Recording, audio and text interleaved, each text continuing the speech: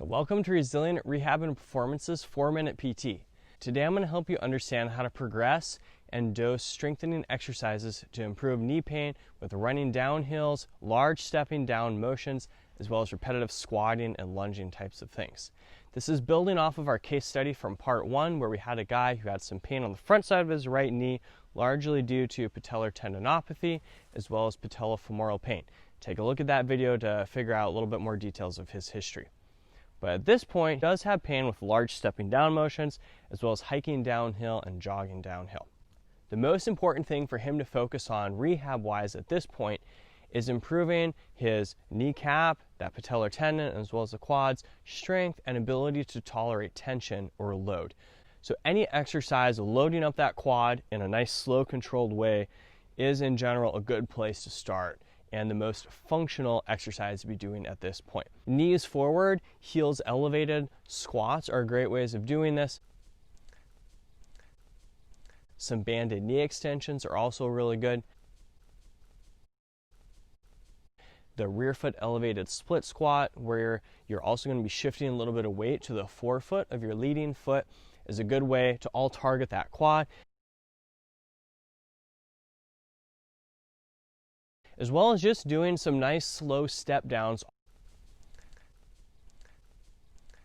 So with all of these exercises, the most important things to think about is how hard are we going in terms of intensity, how much are we doing in terms of volume, then how are we doing in terms of specificity of this exercise to our problematic areas and tasks. All of these exercises need to be at high enough intensity to strengthen that quad. I would say minimum 70% fatigue by the time you're done with your set is a good place to start. In terms of volume, starting off with 4 sets of 6 to 8 reps, maybe 2-3 times a week is a good place to start with all of these. The other thing to think about when it comes to volume is how quickly you're doing the exercises. So how quickly are you lowering in a squat or a lunge? How long are you staying at the bottom? And how quickly are you coming back up? That's called tempo. So with all of these, I would recommend a tempo of where you're going pretty slowly on the lower, so like 3, maybe 4 or 5 seconds, a pause of a 2 or 3 seconds at the bottom, and then come up at a nice comfortable pace. The other thing is to make sure that we're loading up that quad in positions that simulate what we have to do when we're either running, hiking, or walking.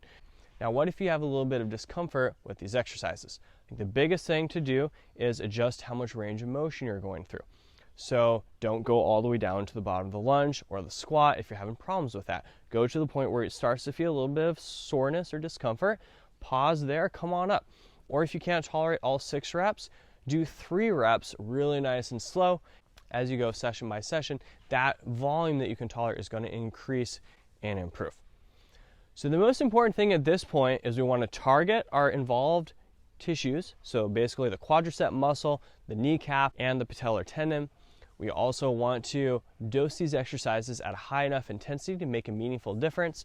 So again, that 7.5 out of 10 on the rating of perceived exertion scale.